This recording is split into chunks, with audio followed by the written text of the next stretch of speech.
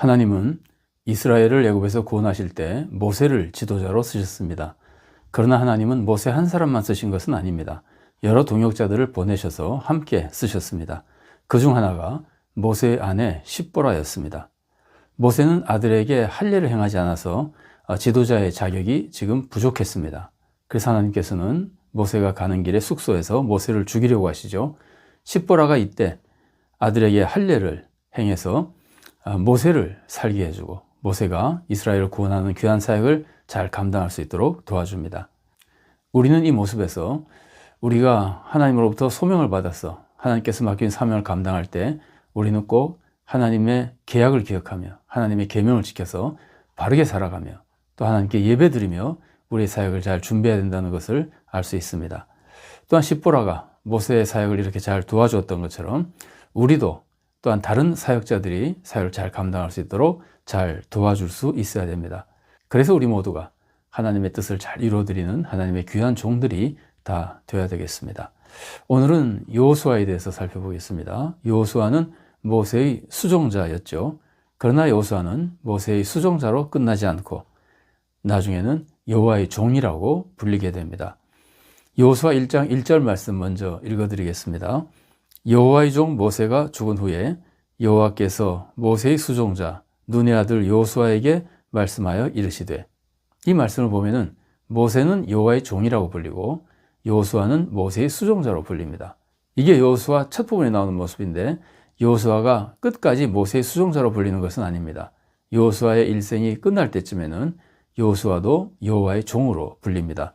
여호수아 24장 29절 말씀입니다. 이 일 후에 여호와의 종 눈의 아들 여호수아가 110세에 죽음에, 그 여호수아도 하나님의 위대한 종으로 이제 인정을 받는 거거든요. 여호수아는 어떻게 이렇게 훌륭한 종이 될 수 있었을까요? 여호수아의 특징이라 그러면 충성스러움과 신실함이라고 볼 수 있습니다. 여호수아는 믿음으로 신실하게 자기의 모든 소명을 잘 감당했습니다. 그래서 그 모든 소명을 다 이루고 하나님의 종이라는 위대한 칭호를 받게 되는 겁니다. 여호수아의 삶과 사역을 보면은 여호수아는 모세의 수종자로서 우선 정말 모세를 보필하는데 충성했습니다. 모세가 시내산에서 40일을 지내며 율법을 받을 때 여호수아가 함께 가서 기다립니다. 신실하게 40일을 기다립니다. 모세는 하나님의 가장 가까운 종으로서 회막에서 하나님을 만납니다. 그러나 모세는 회막에만 있을 수는 없죠. 백성을 지도해야 되니까 또 백성에게로 가서 백성을 지도합니다. 회막을 떠나죠. 이렇게 모세가 회막을 떠날 때 여호수아는 회막을 계속 지켰습니다. 이것은 여호수아의 신실한 모습이기도 하고 모세가 그만큼 여호수아를 신뢰했다는 것을 보여주기도 합니다. 신실하니까 신뢰했다고 볼 수 있습니다. 출애굽기 33장 11절 말씀입니다. 사람이 자기의 친구와 이야기함 같이 여호와께서는 모세와 대면하여 말씀하시며 모세는 진으로 돌아오나 눈의 아들 젊은 수종자 여호수아는 회막을 떠나지 아니하니라.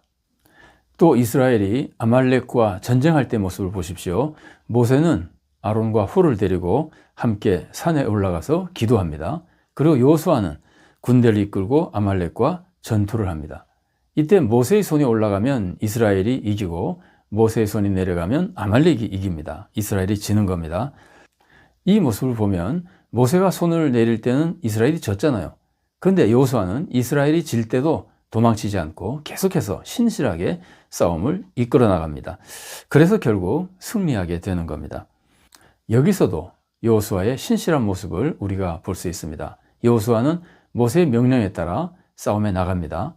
그러나 여호수아 혼자 이길 수는 없습니다. 모세가 산에 올라가서 기도해야 이길 수 있습니다. 그러니까 모세의 기도도 중요하고 여호수아가 나가서 전투한 것도 중요한 일입니다. 이것이 하나님의 섭리입니다. 하나님께서는 여호수아는 나가서 전쟁하게 만들고 모세는 산에 올라가서 기도하게 만드신 겁니다. 두 가지가 다 필요한 하나님께서 쓰시는 사역들입니다. 여호수아가 전쟁하러 나가지 않아도 안 되고 여호수아가 전쟁하다가 도망가도 안 됩니다. 그런데 여호수아는 신실하게 모세의 명령에 따라서 나가서 전쟁했을 뿐 아니라 이스라엘에 질 때도 도망가지 않고 끝까지 신실하게 전쟁에 참여해서 결국 계속해서 싸움으로써 결국 이스라엘이 승리하는 데 중요한 역할을 감당하게 되는 겁니다. 여호수아의 신실한 모습 그리고 모세의 기도, 이 두 가지가 이스라엘에 승리하는데 하나님의 쓰임을 받았던 겁니다. 그리고 가나안 땅 정탐한 모습을 보십시오. 이스라엘의 12지파에서 대표들이 가나안 땅을 정탐하게 됩니다. 이때 여호수아는 에브라임 지파의 대표로 정탐꾼으로 나가게 됩니다. 정탐한 후에 12명 중에서 10명이 가나안 땅에 대해서 악평합니다. 가나안 족속은 우리보다 강하고 그래서 우리가 이길 수 없다. 이래서 들어가면 안 된다. 싸우면 진다. 이렇게 악평하는 거거든요. 이때 여호수아와 갈렙은 유다 지파의 대표였습니다. 이 두 사람은 전혀 흔들리지 않고 싸우러 가자 그러죠. 이때 여호수아의 모습을 보십시오. 여호수아는 하나님을 철저히 믿었습니다. 그리고 하나님의 뜻에 철저히 순종했습니다. 환경이 어렵다고 포기하지 않았습니다. 하나님 외에는 어떤 것도 두려워하지 않았습니다. 가나안 족속도 두려워하지 않았지만 자기 백성, 자기 동족도 두려워하지 않았습니다. 동족이 반대하는 것도 여호수아로서는 굉장히 어려운 일이거든요. 그러나 여호수아는 가나안 족속, 대적도 두려워하지 않고 자기 편 이스라엘 백성들의 다른 의견도 두려워하지 않았습니다. 다른 백성들이 전부가 60만이 다 돌아가자 해도 여호수아는 두려워하지 않고 신실하게 하나님의 뜻만 따랐습니다. 이렇게 신실하고 충성스러운 모습으로 여호수아는 소명을 이루고 그래서 여호수아는 모세의 후계자가 되고 이스라엘의 위대한 지도자가 되고 하나님의 종으로 불리는 위대한 종이 되는 겁니다. 여호수아의 모습 중에는 기브온 사람들과 약속을 지킨 모습도 있습니다. 이스라엘 백성이 가나안 땅에 들어가는 모습 보십시오. 이스라엘 백성은 가나안 땅에 들어가서 여리고를 정복하고 아이성을 정복했습니다. 가나안 족속들이 대적하기도 했지만 여호수아는 계속해서 정복해 나갑니다. 그런데 이때 하나님은 여호수아에게 가나안 땅을 정복할 때 가나안 족속의 항복을 받지 말고 모두 진멸하라고 하셨습니다. 모세를 통해서 여호수아에게 알려준 말씀입니다. 자, 신명기 7장 1절과 2절 말씀입니다. 내 하나님 여호와께서 너를 인도하사 네가 가서 차지할 땅으로 들이시고 내 앞에서 여러 민족 헷 족속과 기르가스 족속과 아모리 족속과 가나안 족속과 브리스 족속과 히위 족속과 여부스 족속 곧 너보다 많고 힘이 센 7 족속을 쫓아내실 때에 네 하나님 여호와께서 그들을 내게 넘겨 내게 치게 하시리니 그때 너는 그들을 진멸할 것이라. 그들과 어떤 언약도 하지 말 것이요 그들을 불쌍히 여기지도 말 것이며. 자, 그런데 기브온 사람들이 가나안 땅에 있던 족속 중에 기브온 사람들이 계략을 세워서 자기들이 가까운 데 있는 사람이 아니라 멀리서 온 것처럼 꾸며가지고는 그 땅 거민이 아닌 것처럼 꾸민 거죠. 그렇게 꾸며서는 이스라엘에게 항복합니다. 여호수아는 속아서 그들의 항복을 받아주고 그들을 파멸시키지 않겠다고 조약을 맺고 맹세합니다. 여호수아 9장 15절 말씀입니다. 여호수아가 곧 그들과 화친하여 그들을 살리리라는 조약을 맺고 회중 족장들이 그들에게 맹세하였더라. 여호수아는 또 여호수아와 다른 족장들 다 하나님께 묻지 않고 이런 실수를 저질렀던 겁니다. 근데 이것은 실수한 것인데도 불구하고 여호수아는 기브온 사람들과의 약속을 지킵니다. 기브온 사람들을 죽이지 않습니다. 그리고 그들을 일꾼으로 삼아서 일을 시킵니다. 여호수아 9장 22절과 23절 말씀입니다. 여호수아가 그들을 불러다가 말하여 이르되 너희가 우리 가운데 거주하면서 어찌하여 심히 먼 곳에서 왔다고 하여 우리를 속였느냐. 그러므로 너희가 저주를 받나니 너희가 대를 이어 종이 되어 다 내 하나님의 집을 위하여 나무를 패며 물을 깃는 자가 되리라 하니. 자, 여호수아는 기브온이 가나안 족속 연합군의 공격을 받을 때 여호수아가 기브온을 가서 구해줍니다. 가나안 족속들을 치고 기브온 사람들을 구해줍니다. 이때 그 유명한 해가 멈추는 기적이 일어납니다. 여호수아 10장 12절 말씀입니다. 여호와께서 아모리 사람을 이스라엘 자손에게 넘겨주시던 날에 여호수아가 여호와께 아뢰어 이스라엘의 목전에서 이르되 태양아 너는 기브온 위에 머무르라.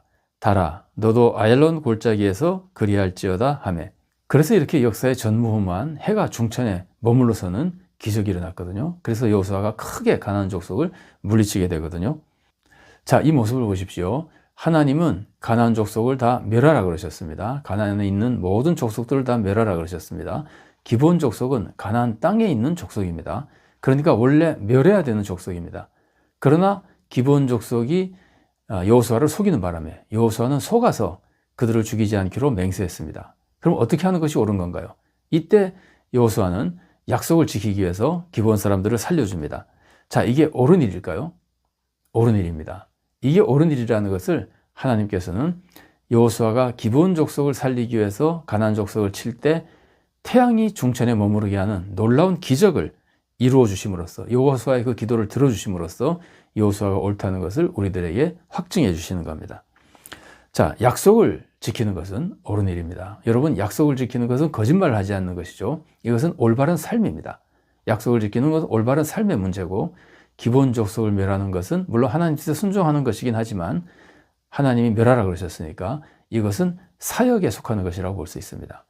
만일에 사역하는 것과 바른 삶이 서로 부딪히게 된다면 바른 삶이 더 중요한 겁니다. 우리는 이것을 잊지 말아야 됩니다. 하나님의 뜻대로 윤리적으로 올바른 삶을 사는 것이, 그래서 순종이 제사보다 낫다고까지 그러는 겁니다. 올바른 삶을 사는 것이 그렇게 중요한 겁니다. 물론 하나님의 명령대로 하고 사역도 하나님이 원하시는 대로 시키시는 대로 해야 되지만 바른 방법, 바른 삶으로 살아나가는 것이 그렇게 중요한 겁니다. 여호수아는 속아서 한 약속임에도 불구하고 그 약속과 맹세를 지켰고 하나님께서는 이것이 옳다고 우리들에게 알려주시는 겁니다. 여호수아는 신실한 종이었습니다. 믿음으로 철저히 하나님의 뜻을 따른 사람이었습니다. 그래서 위대한 종이 된 사람입니다. 여호수아는 하나님의 종 모세를 섬기는 이 사명을 잘 감당했습니다. 철저히 순종하고 헌신하며 감당했습니다. 소명에 헌신하는 모습이죠. 그리고 여호수아는 아말렉과 전쟁할 때, 또 가나안 땅에 정탐한 후에 가나안 땅에 백성들이 다 들어가지 말자고 할 때도 여호수아는 갈렙과 함께 들어가자고 함으로써 이 모든 모습에서 철저히 하나님의 뜻에 순종하며 하나님께서 맡긴 사명에 헌신하는 모습, 신실한 모습을 보여줬습니다. 그리고 기브온 족속과 속아서 한 약속임에도 불구하고 그 약속을 지키는 신실한 모습을 보여줍니다. 이런 모습들이 여호수아의 위대한 점이고 하나님께서 크게 쓰시고 정말 하나님의 구원 역사를 잘 이루어나가는 복된 주님의 종이 되는 길이었던 겁니다. 우리도 철저히 하나님을 믿고 하나님의 뜻에는 절대적으로 순종하고 하나님께서 맡긴 소명에는 정말 철저히 헌신하고 또 모든 약속에 신실하고 약한 사람들과 약속마저도 신실하게 잘 지키는 가운데 우리 모두가 하나님의 뜻을 이루어드리는 귀한 성도로 살아갈 수 있기를 바랍니다.